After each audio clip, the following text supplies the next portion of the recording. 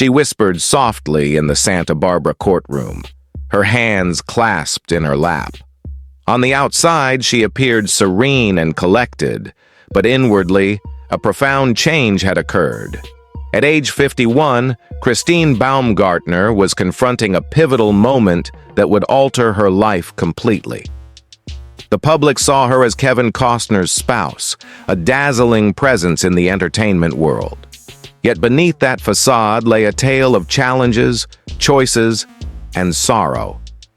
Before long, she would disclose the real reasons her marriage had collapsed, prompting everyone to question what truly transpired. From humble origins to a star in Hollywood, Kevin Costner entered the world on January 18, 1955, in Linwood, California. He spent his childhood in Compton as the youngest of 3 sons, although one brother passed away shortly after birth. His mother, Sharon, worked in social services. His father, William, started as an electrician and eventually rose to a managerial role in utilities. Costner boasts a diverse background, including German, English, Irish, Scottish, Welsh, and some Cherokee roots. He was brought up in the Baptist faith. As a youngster, he wasn't particularly drawn to schoolwork, but he did take pleasure in athletics, playing the piano, writing verses, and performing in the church choir. Watching how the West was won as a child ignited a lasting passion for Western movies. During his adolescence, Kevin moved frequently because of his dad's employment, living in places like Ventura and Visalia. These constant relocations sometimes left him feeling insecure, as he had to repeatedly form new friendships. He went to Villa Park High School, finishing in 1973. Back then, baseball was his top sport, and he played alongside a teammate named Dennis Burt. In 1978, Kevin earned a bachelor's degree from California State University, Fullerton, and became a member of the Delta Chi fraternity. It was in his final college year that he uncovered his talent for acting and dancing. On a flight once, Kevin encountered the iconic Richard Burton, who inspired him by assuring that he could pursue acting without compromising his identity. Prior to committing to acting, Costner tried a job in marketing, but left after just 30 days. To sustain himself while taking acting classes, he did various gigs like crewing on fishing vessels, hauling trucks, and leading Hollywood tours. His first film appearance was in 1981's Sizzle Beach, USA, followed by a minor part in Ron Howard's Night Shift in 1982. In the ensuing years, he featured in Stacy's Knight's Testament and the 1985 film Silverado, which marked his breakthrough. By 1987, Costner emerged as an emerging talent with roles in The Untouchables and No Way Out. He solidified his status with Bull Durham in 1988 and Field of Dreams in 1989. In 1990, he established TIG Productions and directed and starred in Dances with Wolves, earning 2 Academy Awards for Best Picture and Best Director. In the early 90s, he produced successes like Robin Hood, Prince of Thieves, JFK, and The Bodyguard, demonstrating his versatility as both performer and producer. The mid-1990s brought some disappointments with films like Waterworld and The Postman, which underperformed financially. Nevertheless, he regained momentum with 13 Days in 2000, Open Range in 2003, and secondary roles in The Upside of Anger and Mr. Brooks. In 2012, he received Emmy and Golden Globe honors for the miniseries Hatfields and McCoys.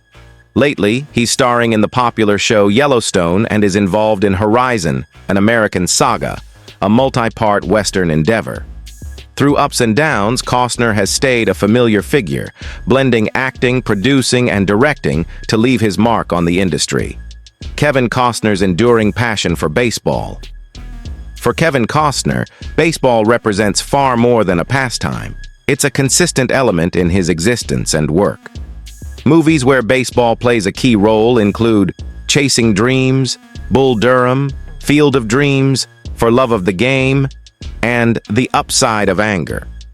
In 3 of them, Costner portrays a professional player, and in For Love of the Game, he depicts a retired pro. His portrayals consistently show not only expertise, but also a deep admiration for the sport and its traditions. Costner's fondness for baseball goes well past the cinema. He owns a residence in Austin, Texas, and sometimes visits Texas Longhorns baseball practices or matches. His bond with the renowned ex-Longhorns coach, Augie Garrido, who once led at California State University Fullerton, Costner's college, dates back years. As a tribute to that link, Costner cast Garrido as the Yankees manager in For Love of the Game. He's a dedicated supporter of his university team, the CSUF Titans, and shows up for all their College World Series games in Omaha, Nebraska. Naturally, Costner once auditioned for the CSUF baseball squad and didn't make it, yet his enthusiasm for the game persists. Beyond fandom, Costner has invested in the sport.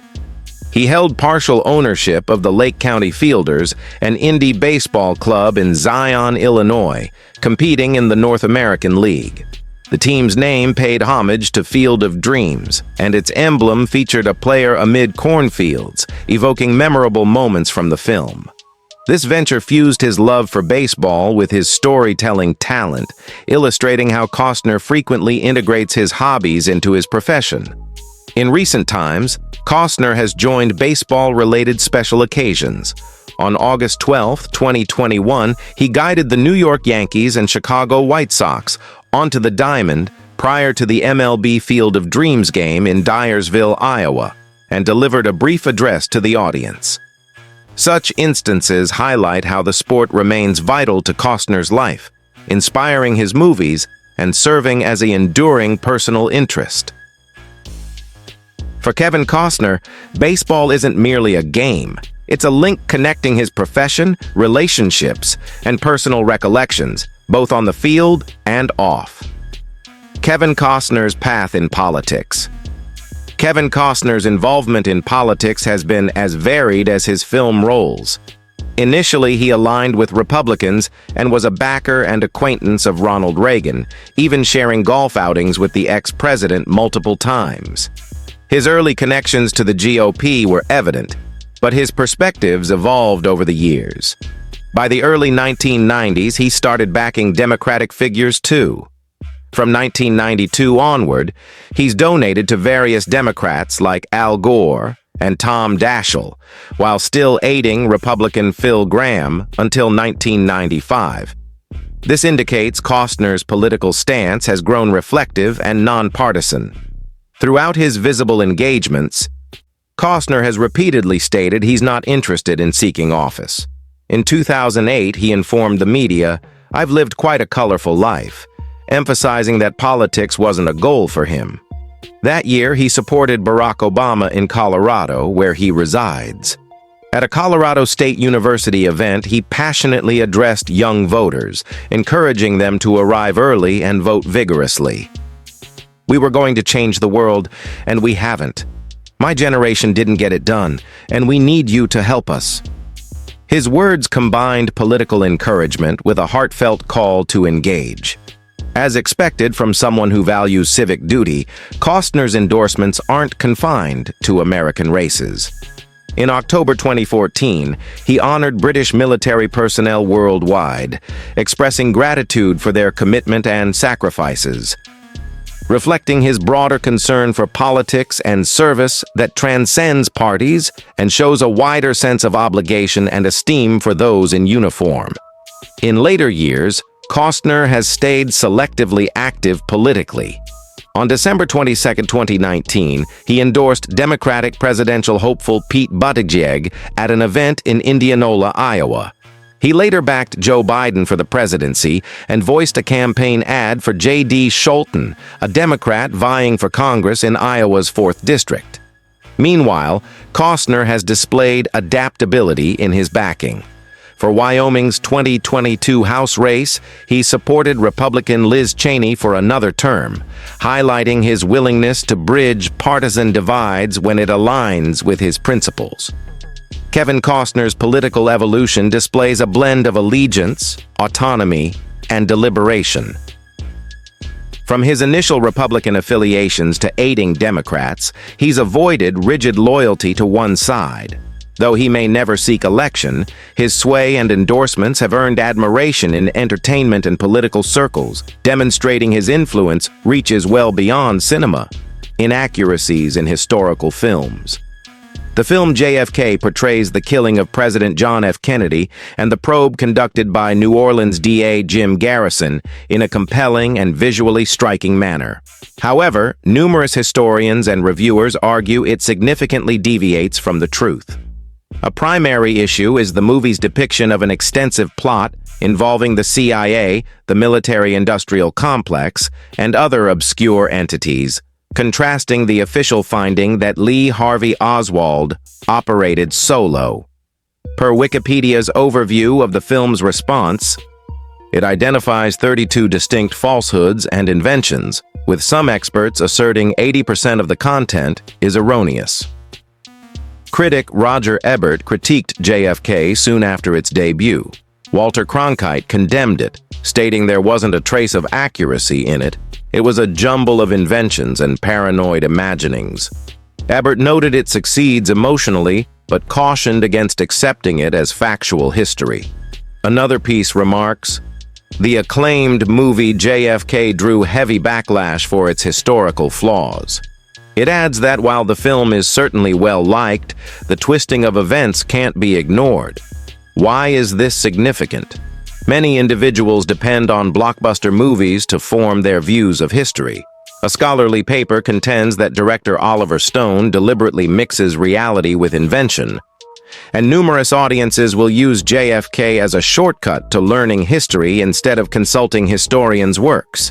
Concrete instances of errors involve altered chronologies, overstated or conjectural portrayals of figures or incidents, and depictions of investigators and officials that scholars deem deceptive or completely wrong.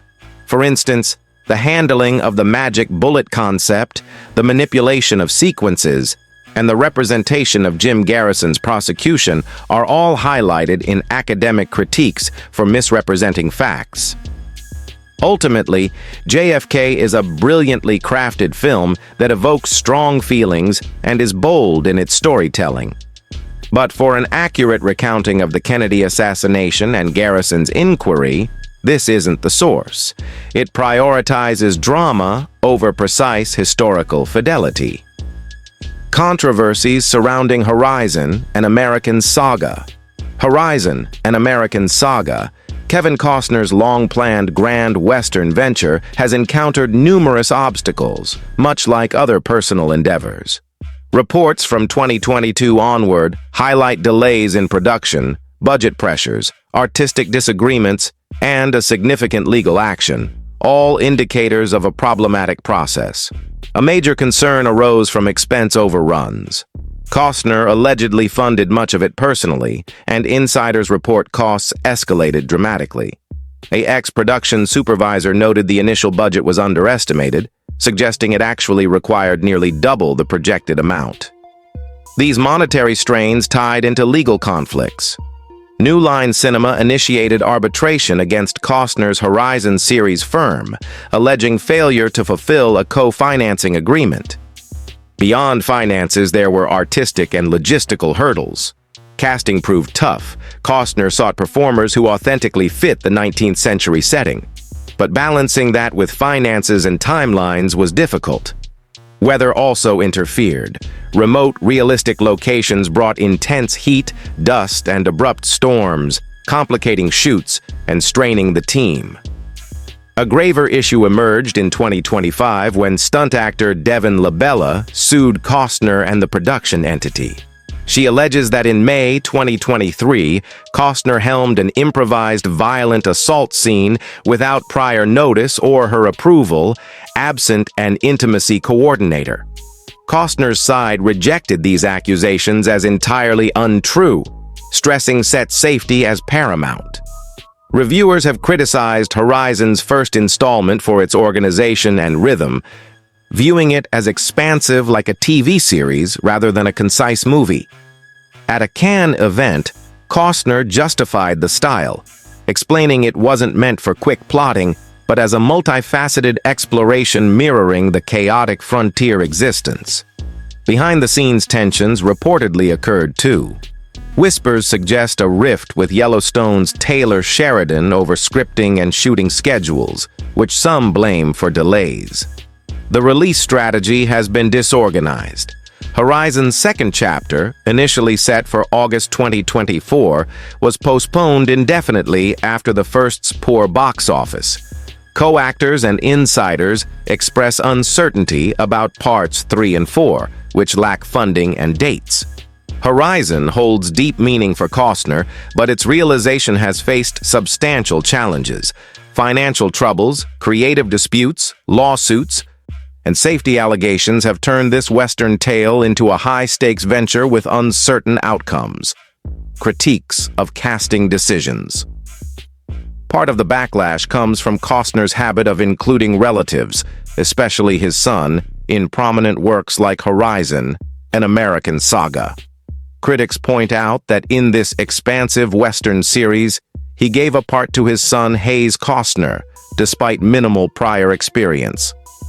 Given Costner's roles as actor, producer, and director, observers argue he can assign positions to family that others might not access, raising fairness concerns. Costner has justified the choice, admitting it was partly self-serving. He desired more time with his son, and having him on location for a couple of weeks felt special. He noted that many aspiring actors covet such opportunities, but emphasized Hayes' role was minor, and he didn't intend to exclude others simply because he could favor his child. Nonetheless, some label this as typical nepotism, where family ties unlock doors. An earlier instance often mentioned is For Love of the Game, where Costner cast Augie Garrido, a famous college baseball coach from the University of Texas, as the Yankees manager. Since Garrido wasn't mainly an actor, some saw this as preferring a known associate over a seasoned performer, reinforcing the notion that Costner favors familiar faces around him instead of pros. While not all of Costner's selections draw universal disapproval, these cases illustrate how intimate his projects can become.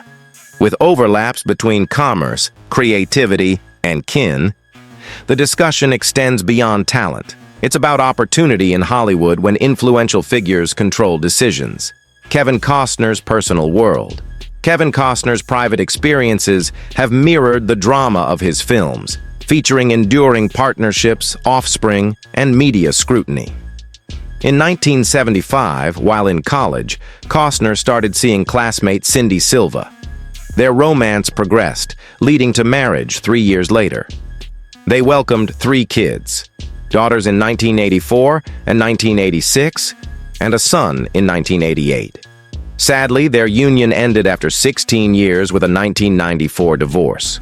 Reports indicate Costner's infidelity during Waterworld filming contributed significantly. Silva's settlement was $80 million, or is equivalent to about $153 million today, a notable Hollywood payout then. Post-divorce, Costner's romantic life stayed in the spotlight. He had a brief liaison with Bridget Rooney, who later wed billionaire Bill Koch. They had a son in 1996. Soon after, he dated activist Birgit Cunningham and lived with supermodel Elle Macpherson that year. These connections reflected the peaks and valleys of his 1990s personal life, amplified by his stardom. In 2004, Costner remarried Christine Baumgartner, a model and bag designer, at his Colorado Aspen ranch after 4 years together, suggesting greater steadiness. They had 3 children, sons in 2007 and 2009, and a daughter in 2010. For nearly 20 years, they maintained a relatively private, close family compared to his prior high-visibility relationships. All about Christine Baumgartner. Christine Baumgartner is a businesswoman, designer, and ex-model best known as Kevin Costner's long-term partner. Born March 4, 1974. In California, she studied business at California State University Fullerton before entering fashion. She modeled briefly, but found her passion in handbags, noting market options didn't suit her. "I use a computer a lot. I didn't find anything suitable for me," she explained. In 2004, she launched Cat Bag Couture with friend Tamara Muro. After Muro's departure, Christine managed it solo.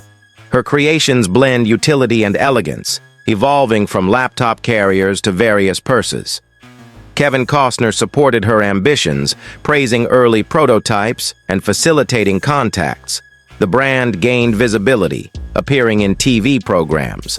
Signs of strain emerge.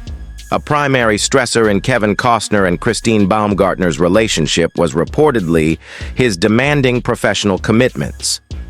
Per People sources, his extended absences for projects like Horizon, an American saga, burdened Christine. She preferred family time at their Santa Barbara residence, but his weeks or months-long shoots created emotional distance. An insider noted his work often overshadowed home responsibilities. The divide wasn't solely physical. Christine's documents alleged Kevin informed their 3 children of the separation via a quick 10-minute Zoom without her involvement. She expressed bewilderment at his approach, especially since he'd return home soon, believing they should have addressed it jointly face-to-face. Finances added tension. Their 2004 prenup, insisted upon by Kevin, became contentious. He emphasized keeping his properties separate post-split. Christine claimed limited funds, about $50,000 in savings and scant income, and sought support aligned with California statutes and their kids' lifestyle. Costner countered that her demands were exaggerated and he'd offered fair terms. His Zoom rationale, to prevent a tense in-person scene, didn't resonate with her. Collectively, prolonged separations, differing focuses, and monetary disputes illustrated a union unraveling under fame's pressures. What appeared as a charmed existence revealed its complexities. The divorce proceedings. Christine cited April 11, 2023, as the separation date and irreconcilable differences in her filing. She initiated the divorce on May 1, 2023. With the announcement, financial disputes quickly arose. Christine requested $248,000 monthly child support for their 3 children. Costner's side challenged it as excessive and unsupported. Disagreements extended to residence rights and prenup enforcement. Costner referenced the agreement requiring Christine to leave his separate properties. She accused him of using media and legal tactics to tarnish her. Temporary decisions in June and July included a judge mandating Costner pay around $129,000 monthly initially, later adjusted, and Christine vacate their Montecito home by July's end. Exchanges involved proposals, detailed audits, and extensive paperwork. By September 2023, they reached a settlement, declaring a friendly resolution to all matters. The court set child support at $63,209 monthly, far below her original ask. The divorce concluded officially on February 16, 2024. From a discreet parting to a publicized, intricate legal affair, coverage followed the separation, support claims, prenup fights, eviction orders, September accord, and February finalization. These timelines offer solid reference points for examining a celebrity marriage's public dissolution. Christine's viewpoint. Reaching 51 might have led Christine Baumgartner to realize she couldn't remain merely a star's wife. In filings, she avoided publicizing divorce reasons to preserve family privacy. She denied urging Kevin to exit Yellowstone. To her, his statements harmed their family and aimed to pressure her departure before support rulings. For years, she'd centered on his career, backing his ventures and accepting absences. "I encouraged him, even if it meant time away from family," she noted. But eventually, she felt diminished. The buildup of travels, late hours, and his priorities sparked a desire for personal fulfillment. She sought presence, genuineness, and independence beyond his shadow. She critiqued his Zoom announcement to the kids as impersonal, symbolizing lacking connection and respect. Confused by his choice despite an imminent return, it underscored absent partnership.